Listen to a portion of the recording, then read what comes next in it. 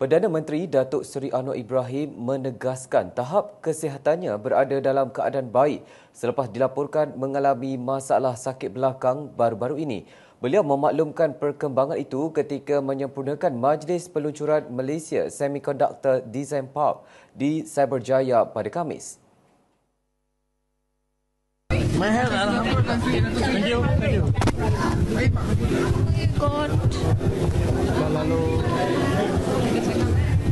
Dalam majlis berkenaan, Anwar memaklumkan secara ringkas beliau dalam keadaan baik dan bertenaga. Terdahulu, Perdana Menteri sebelum ini terpaksa membatalkan lawatan kerja ke Pahang yang dijadualkan berlangsung Ahad lalu selepas mengalami masalah sakit belakang. Menurut kenyataan pejabat Perdana Menteri, keputusan pembatalan dibuat pada saat akhir atas nasihat pasukan perubatan selepas beliau mengalami kesakitan yang menyebabkan pergerakan terbatas. Sementara itu, dalam majlis sama, Perdana Menteri berkata kejayaan Malaysia menjadi tuan rumah sidang kemuncak ASEAN ke-47 bulan lalu, terutama berkaitan aspek keselamatan mendapat pujian pemimpin dunia, termasuk Presiden Amerika Syarikat Donald Trump. Kata Anwar, kekaguman Trump terhadap keupayaan pasukan keselamatan negara dinyatakan pada lawatan rasmi Presiden Amerika Syarikat itu ke Malaysia ketika penganjuran sidang kemuncak berkenaan. Malah Presiden Amerika Syarikat menyatakan hasratnya untuk bertemu sendiri dengan Ketua Polis Negara Datuk Seri Muhammad Khalid Ismail bagi menyampaikan penghargaannya secara peribadi. Tegas Anwar, kejayaan pasukan secara keseluruhannya termasuk pasukan keamanan polis Diraja Malaysia PDRM yang menunjukkan kecekapan masa lawatan Presiden AS Premier China Li Qiang membuatkan mereka kagum dengan kecekapan anggota yang menjaga keamanan dan keselamatan.